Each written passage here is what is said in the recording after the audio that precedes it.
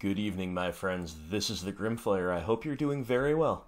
And I'll just tell you right off the bat, yes, you have not misread the title, and I have not made a typo. We are doing back-to-back blue-white control videos. Now, it's not because blue-white control has taken over the meta. If anything, it's a little less well represented than where it was, just a couple months ago. It's still definitely a top-tier deck, definitely one you need to know how to play against. But, no, this wasn't necessarily deliberate. I didn't really set out to do back-to-back blue-white videos, but this video is going to be very cool. It is a game that is just so back and forth, so cool, so swingy, that it had to be recorded for posterity. And when I say game, I do mean game. There is no game 2. It's just one and done, and you'll see why when I get there, but I'm just putting both of those things out there so everybody knows where we stand before we delve into the video. So, but for a moment, let's pretend that we don't know we're against blue-white control. So, what does our hand look like? In a blind game 1, we're on the play, and this hand looks great. We've got certainly turn 1 Inquisition as our opening line. Then depending on what we see, what we draw for our draw step on turn 2, we can either follow up with an Inquisition or lead on a Tarmogoyf. Of course, we do need to hit another land for this to be fully functional, but as far as blind game 1s go, this is great. So, certainly interested in the keep here.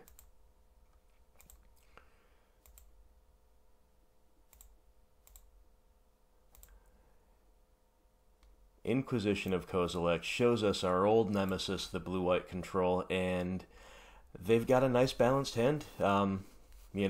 Very solid blind keep for them as well. So we have Opt, Path to Exile, Timely Reinforcements. Now, I'm of the opinion that the first Path to Exile, against a deck like this is not bad at all for us. In fact, it's quite reasonably good, especially since we have a pair of threats in hand already, aka more threats than they have answers. I'm not going to take the path. Timely Reinforcements is the best, highest impact card in their hand, and I almost just took that, but then I was like, you know what? I have Liliana the Last Hope. That is such a clean answer to the tokens, especially if I can protect her with a Tarmogoyf, or even if I can't, even if they have to path the Goyf nice and early, she'll still kill one when she resolves, and they'll just kind of pressure her. She'll be able to deal with them anyway. So I actually think, even though Timely Reinforcements is the most powerful card in that hand, I think Opt is the take. Now, right off the bat, we have a questionable decision. I will admit that. That's not like a nailed-on, for sure, correct choice. But hey, I told you this game was interesting. Certainly an interesting one. Now, we did hit our third land. That's good news. And, yeah, I'm just interested in clearing the way, or excuse me, in potentially playing the Lily. So we're going to play our Tarmogoyf. This is the proactive line, even if we draw something that makes us change our mind. Just getting the turn 2 threat down while on the play is quite nice. So they will run out their Glacial Fortress. Alrighty. So they have 2 unknowns in hand. Now, we have an interesting choice already here. I guess a second interesting choice, and that would be, do we trust that they haven't top decked some kind of a counter spell, a Mono-Leak or a Logic Knot? And for me, I don't. Liliana the Last Hope is very, very valuable. We want to make sure she resolves. If we Inquisition then this turn, we accomplish 2 things. Number 1, we clear the path for her, and number 2, we potentially grow our Goyf, which further incentivizes them to tap out next turn for Timely Reinforcements, which is kind of what we want them to do. So let's hit the IOK here. They're going to negate it. Well, I'm very glad we let on the Inquisition instead of just risking it on the Liliana. That is for sure. So we're going to go ahead and get an overgrown tomb out of our deck. It's going to grow the Goyf. It's going to leave our basics in, which is just where we want them. So totally fine. And there's the Timely. All right. definitely, you know, a pretty good card against us, but so far so good. So I think they're going to be more likely to chump block if we just lead on the attack here, and that's kind of what I want them to do. I want to chew through these tokens as fast as possible. So they take the chump block, sure. And here comes the Lily, the last hope. Now, her -2 is great in the matchup, and her +1 is great, but if I don't have anything in the graveyard, I really don't like going -2 with her. We just don't have the high threat density where we're likely to hit something at a high frequency. So taking her up is generally the plan when you get her down early against blue-white control anyway. And the fact, of course, that we can deal some tokens as we do so is quite amazing. Now, missing our 4th land hurts a little bit, but Assassin's Trophy is bound to be useful in this matchup.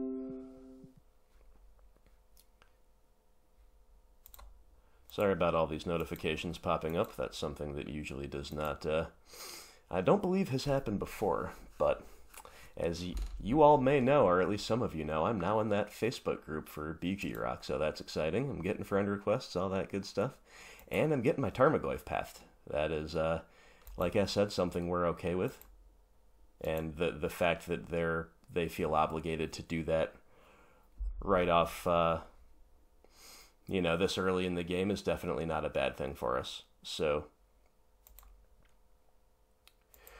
we get to go ahead and take care of that last soldier token pretty cleanly here. And now it's Tasigur time. Inquisition of Kozilek is not a bad one to leave in the graveyard here, right? It's really not bad. Of course, Thoughtseize is better. You know, it's nice to have access to threats, but Inquisition is quite strong in the matchup. Sorry, I've been negligent about taking those out. Okay, our opponent's got a Logic Knot, so Tasigur has been cleanly answered. Fair enough. Alright, so our opponent, we believe, has 1 island in hand, now 2 unknowns after their draw step, and now the island is down, and they'll pass. Alright, so decision point here, right? Because taking Liliana up is tempting because we're 2 turns away from the alt threshold, so we would need 3 activations to alt her. And alting her when they haven't established any pressure and they don't have, you know, their own planeswalker moving toward ultimate, that's just going to win us the game. Our draw for turn is not particularly exciting, so what do we do? Well, if we tick up, we pressure them in terms of developing a win con, but otherwise we're just kind of not doing much. If we tick her down, we now have a high value threat to buy back. So what do we do here? Gonna go ahead and tick her down. Alright, we've got our graveyard nice and full. And now that I have, now that I see a Tireless Tracker and I have a land in hand, I'm actually pretty interested in the tracker here. So let's try the tracker, see what happens.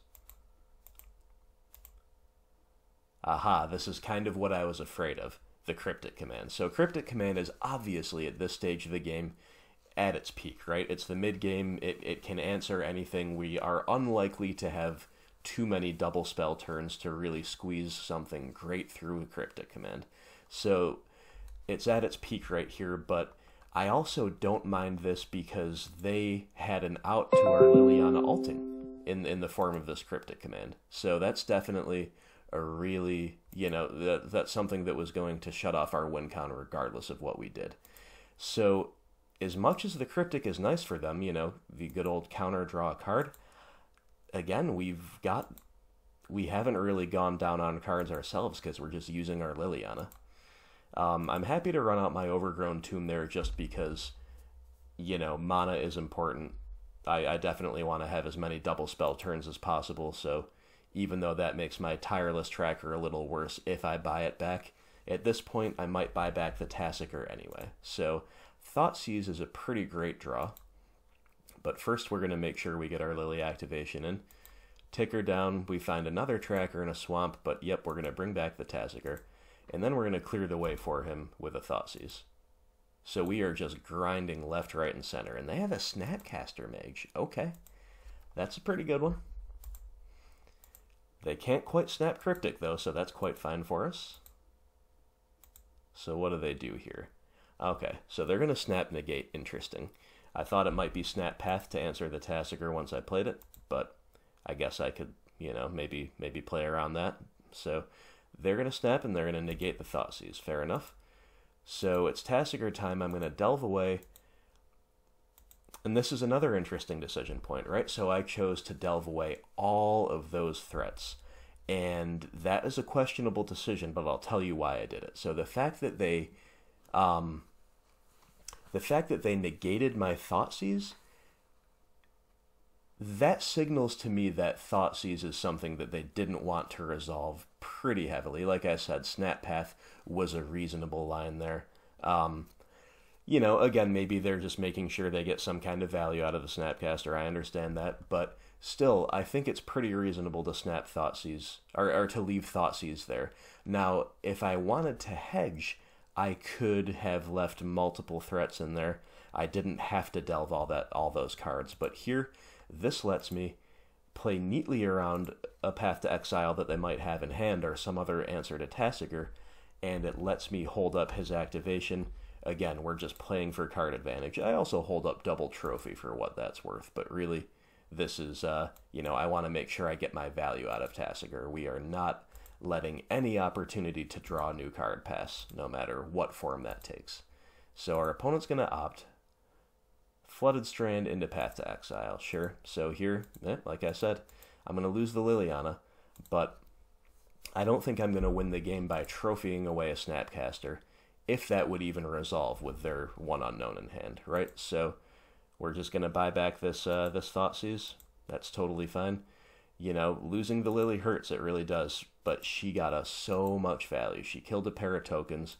She bought back first a Tireless Tracker, which traded with a Cryptic Command, and then a Tasigur, which bought me back a Thoughtseize and got me a land and traded with a Path to Exile. And she gained us 2 life, because the Snapcaster had to finish her off. So while I would have loved to have kept her around, I think that is totally fine. So here we'll lead on the Thoughtseize. And, ooh, okay, so it's just a Flooded Strand, so I am a little bit punished for prioritizing the Thoughtseize over a threat. So I think we can go ahead and call that, you know, a questionable decision. And, you know, these Assassin's Trophies, they're a much vaunted card, and I'm a big fan of them. I'm still on 3, but they're looking a little bit dumb right now. But it is blue-white control. They do play a lot of really high-value permanents. I'm sure they'll come in handy at some point, but right now, we kind of wish they were, you know, some more proactive play, be it a threat or some kind of card advantage engine. That is what we're after. So they're going to find an opt. They're going to play out that Flooded Strand.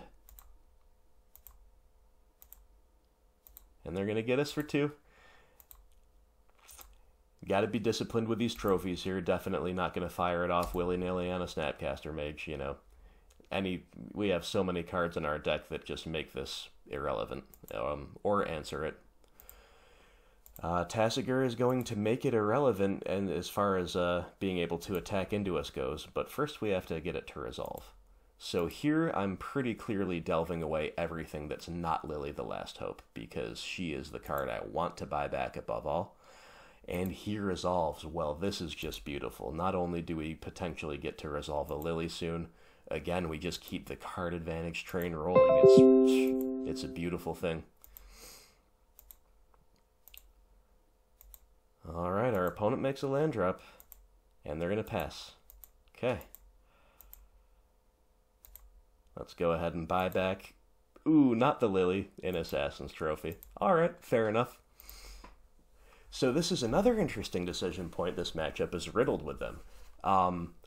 What I could do here is just pass, go to my draw step, you know, let's assume that my draw step doesn't change this plan, and then activate the Tasigur. Maybe that lets me get the Liliana back without anything else I don't want going into the graveyard. But realistically, you know, I have a deck that's 35-25 is my ratio of spells to lands. So realistically, slightly over 1 non-land cards are going to go in the graveyard, and almost all of them are going to be something my opponent would rather give me over this Lily the Last Hope. So while I could hope for that, and that's a fine line, might even be the correct one, here I chose to be mana efficient and spend one of my 3 trophies to just clear out this blocker. Just clear out this blocker, or at least try to. Looks like our opponent has a response. Cryptic Command. Okay, bit of a misplay here. Fine play, but they should have just bounced this in response and then drawn a card, right? They don't need to counter it because it's going to fizzle when they bounce the snap in response. But man, I'm kind of glad I took that line because at least it forced the Cryptic out of their hand.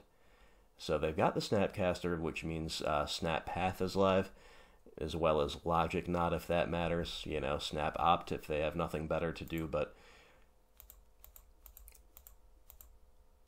let's go ahead and activate the Tassiger. We're dumping more threats into the yard. They're going to give us that trophy back. Yep, so that's how we get punished for taking that line, is they just are going to keep feeding us this trophy and over again, and we have a bunch of them, but, it'll be relevant at some point.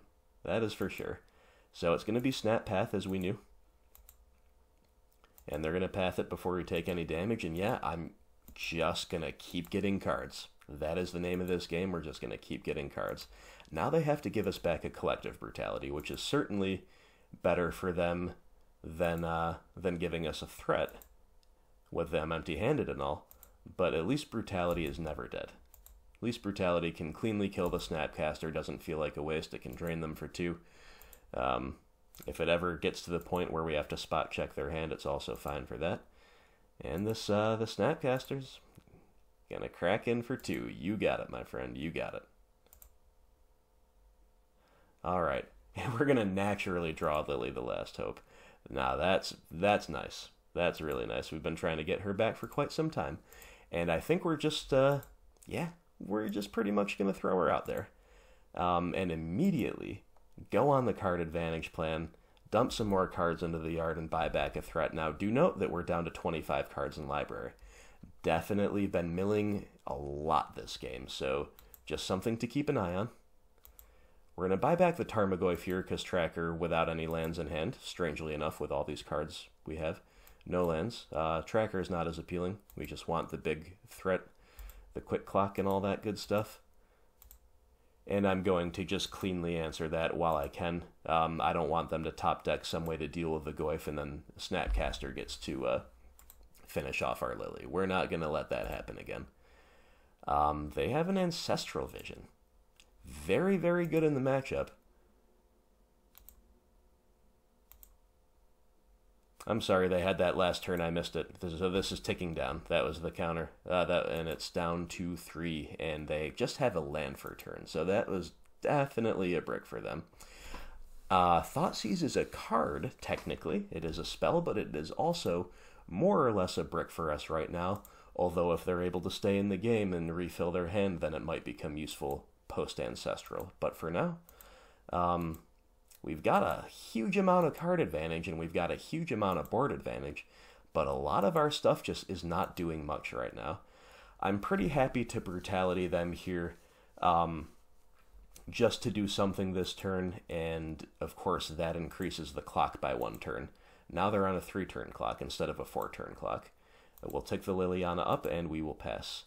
Vision is ticking down.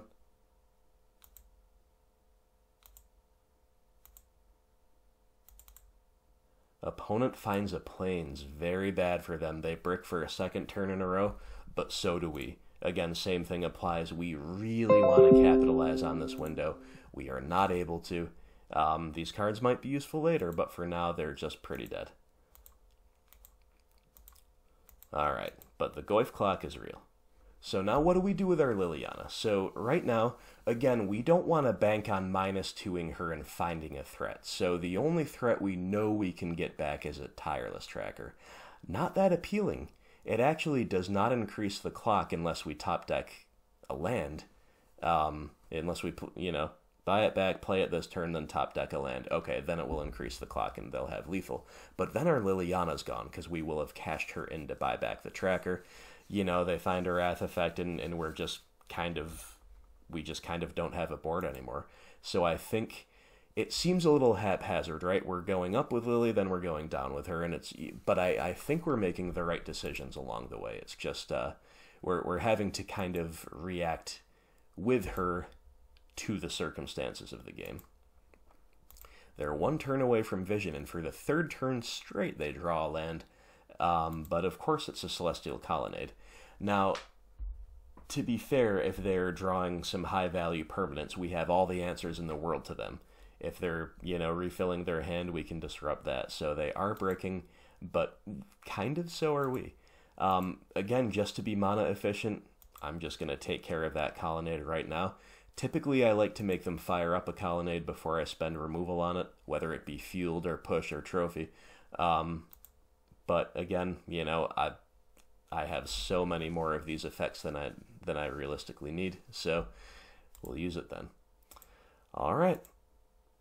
Scavenging Ooze is something that I'm happy to play here because this lets me blank a Snapcaster Mage, which could very well be one of the cards off the top they find. Remember, they're drawing 4 next turn. We were not able to quite close it out before the vision comes off suspend. So Scooz also helps me potentially present lethal through a piece of spot removal. And once again, we're just going to tick the Lily up. We want to respect what they can do here. Buying back a threat doesn't do much for us right now. I'd rather keep our board state diverse with a Planeswalker in addition to our creatures. So what do they have off the Ancestral Vision? They have a Natural Terminus off the top.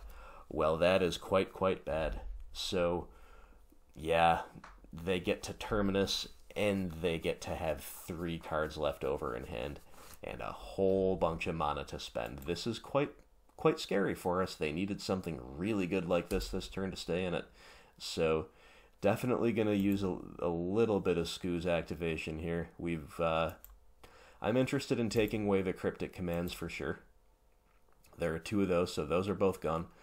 Now, what do we do here? We could eat one more thing and still hold up 1 Assassin's Trophy. Or we could eat 2 more things and go totally shields down. Or we could eat no more things and hold up 2 trophies.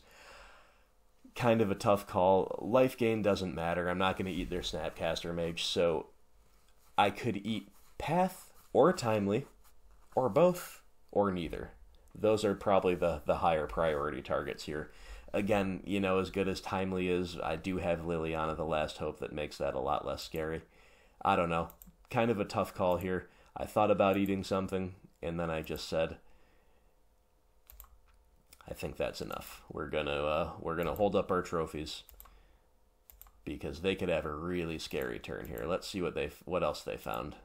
They found another Ancestral Vision, so they'll put that on suspend. They'll play a Field of Ruin, and they're immediately going to hit our Overgrown Tomb. I'll float a mana, but we don't have anything else to find. We are officially out of basics. Our 4th swamp has been delved away. And that's all they're going to do. All right. Just 1 card left in hand, huh? And we draw Liliana of the Veil. All right, so I guess our Inquisitions and Thoughtseizes are going to be more useful as Liliana fodder. Let's just try her out. She resolves. Beautiful. All right. Picture the Inquisition. Thoughtseizes of higher value. And they just had a land. Okay. Liliana Tribal going to hopefully get us there. I feel that the more proactive thing to do here, especially, remember, we're getting slightly low on cards. The only threat we know we could buy back is Tracker. We don't have a land. It's not that impressive. I think we want to just keep ticking our Lilianas up. It's going to be tough for them to deal with these before they ult because, so Vision goes to 3. Next turn our Lilies go to 6 and 5. Vision goes to 2. Our Lilies go to 7 and 6. Vision goes to 1. We ultimate them both. That's, of course, assuming, no disruption on either side, all that stuff. But right now, we're winning the race we're winning the race in terms of win conditions versus card advantage. We've got a bunch of stuff still in hand. These trophies still sitting around not doing much. But I think taking Lily up's the play there. So what do they rip off the top when they're completely empty-handed? It's Teferi. Well, I can't really complain about that because they did brick for a few turns, but that's still very good for them. The good news for us is in response to the activated ability, we get to Trophy Teferi, and they've got nothing to protect them. So all they get is a brand new top deck. Can't be that good, right? It's another Teferi. Well then, that's pretty sweet for them. Once again, we get to Trophy in response to the ability. I told you this game was crazy. Teferi into what now? Detention Sphere. Wow. Wow, wow, wow. All right, you did it. Yeah, definitely can't, can't be too mad about that sequence. That was just impressive. Said I'm glad that we really had those trophies in hand. Again, they were kind of rotting there, not accomplishing a whole lot, but they ended up kind of saving us. If we end up having to compete with a Teferi, things just usually will not go well for us. We are at least unlikely to totally overrun a Teferi before this Ancestral Vision comes down, and then things could have gotten really ugly. So, as nice as that was for our opponent, at least at the end of their turn, we have dealt with the Teferis. Now, Verdant Catacombs is a pretty bad draw, but remember we have this Tireless Tracker in our graveyard, and we mill over a second one. So now, again, I'm kind of a little bit schizophrenic with my Lilies. I'm going this way and then that way, but it's a lot less realistic for us to alt her now because there's only one of her. They can, if they have another Teferi, they can tuck her, they can bounce her with Cryptic, they can maybe have another Detention Sphere. It is just a lot easier for them to realistically rip an answer to one Lily than to both. And since they've already dealt with one, I think now we're going back on the card advantage plan. The game's getting real crazy, but Tireless Tracker into Fetchland is a little bit too good to pass up. Now, I did check, I looked in my exile pile, I looked in my discard pile, and I said, I have an Overgrown Tomb still here. I was wrong. I just missed it. It's just a little bit hard to see when the graveyard's so full. So I cracked the fetch, and then I looked like a doofus. No Overgrown Tomb to find. My bad. But shouldn't matter anyway. That wasn't going to do anything except provide a Revolt trigger, which will only matter if they have a main deck Vendilion click is the only thing I can think of. So doesn't make much difference there. And we're drawing a Treetop Village. Okay, that's a threat, and it's a clue next turn if we can get there. But I don't know if we're going to beat this Ancestral Vision. We still can on board, but their top decks have gone from bad to very good, and it continues to be very good. Chase the Mind Sculptors, sure. And they're going to unsummon our tracker. Well, that makes sense because they're dead on board. So, sure. They could have risked it with a Brainstorm, but that is definitely the safer line. Alright. Maelstrom Pulse is a draw. That is going to take care of our friend Jace. Definitely not mad about that one. So we're going to replay our tracker. We're going to play our Treetop Village. This is a great turn. So we get to answer the Jace. We get to deploy our manland, we get to make a clue, we get to replay our creature, and we get yet more card advantage off the Liliana. We are firmly abandoning the ultimate plan, and we are just buying back another card. I think Tarmogoyf is better than Tracker here. Again, our library is down to 16. We can't really afford to draw that many more cards necessarily. Hopefully the game's just going to end this upcoming turn, but we've got to have an eye toward that. So we take the Goyf. Alright, they've got one card in hand and they'll pass. We draw a Fatal Push. Alright, what could it be? Well, the good news is we've been hanging on to this Thoughtseize for a little while. Hasn't been doing much, but now we get to clear the way, potentially. What did they have? What was their top deck this time? It was a Cryptic Command. Oh, so they're going to bounce and draw. Okay. And then they draw in a Supreme Verdict, so we get to take that away. But yeah, it looks like they are just going to survive to get another Ancestral Visions off. We were looking for, I guess not even a collective brutality. We've already spent our 2, so there is nothing we could have found there to make this lethal that I can think of. So, fire up the treetop. Getting in for 3, putting them to 1. Making their fetch lands dead if they have any left in the deck. I did not check on that. They're certainly dead to just about anything. They're dead to a stiff breeze. We take up our Lily. This game has just been crazy. It is turn 18. And I have less than 1/4 of my deck left. And they're getting a second Ancestral Vision off when it was unlikely that the first one from several turns ago they would have lived to see its resolution. So they get that off. This time they didn't have a blind Terminus off the top of it. Let's see what they did have. They have a Celestial Colonnade and a Search for Azcanta and 2 unknowns. Alright, well, let's clean up this interface here. Liliana the Veil. I mean, it's a good card. It's a good card in the matchup. What do we do here? So we're going to move to the beginning of combat, see if they do anything. They do not, so they're giving us permission to go to combat. So if we fire up the treetop, it's still in the beginning of combat, then they can Cryptic Command us. But you know what? I still like making them have that as opposed to just only attacking with 1 and then being vulnerable to just a simple Path to Exile. So here, I think it's clearly correct to activate here and send in both creatures. They're not going to Cryptic us, so what are they going to do? They've got a Snapcaster Mage. Well, that's just always good at this stage of the game. But is it going to be enough? So they're going to put their trigger onto Path to Exile. So in response, I'm going to Fatal Push here.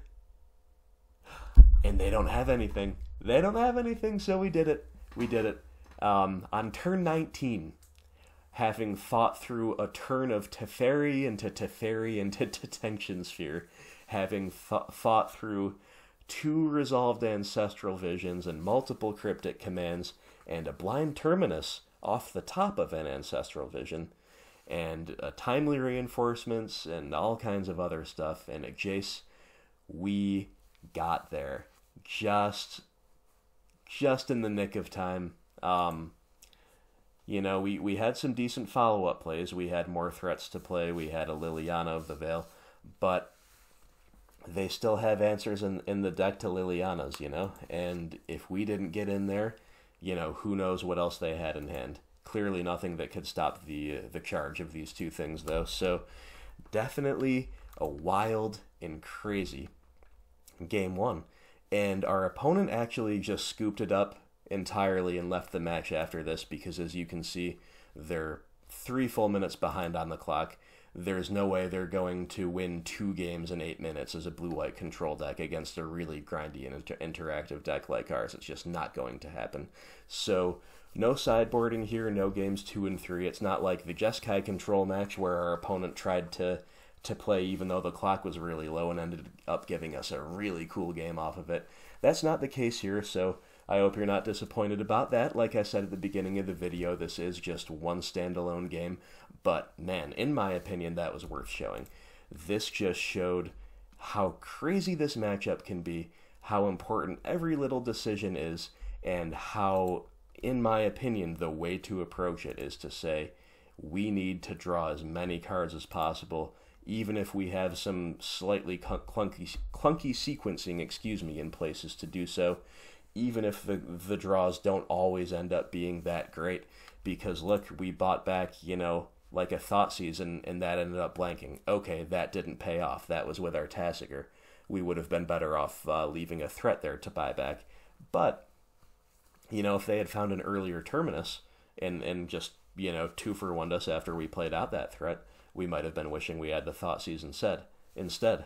We took an aggressive line by playing a trophy to just kill a Snapcaster Mage because we had a bunch of trophies lying around, and then we knew that they would give us a trophy back with Tasigur.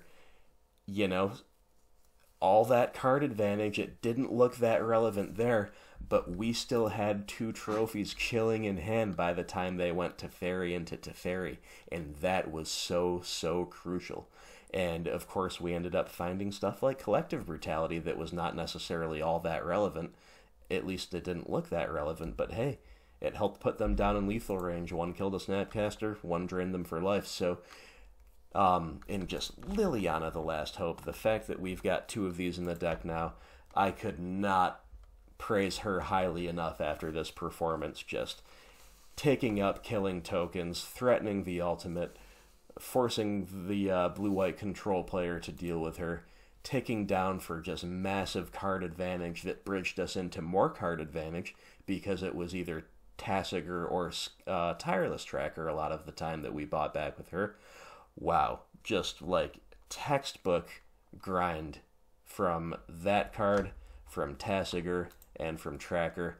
And, good old Tarmogoyf ended up sealing the deal. So we definitely got the full spectrum of green-black powerhouses flexing their muscles here against blue-white control. So this is a matchup, like I've said before, that is on the tough side for us, but it is very beatable with our setup. Actually, in the pre-Jace and pre-Terminus days, the blue-white control matchup was a big incentive to play Dark Confidant builds, because if you play a Dark Confidant on turn 2 and he resolves, it's very bad for the blue-white control player because they need to path him or get buried by card advantage.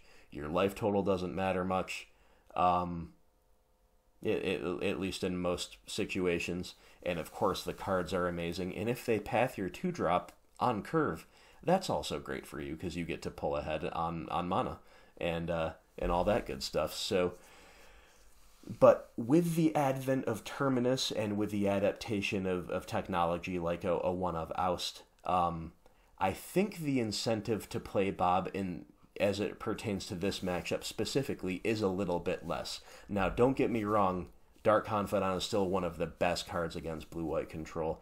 Definitely very, very, very strong. I'm just saying that the gap between a non-Confidant deck and a Confidant deck now against blue-white control is not as large as it used to be.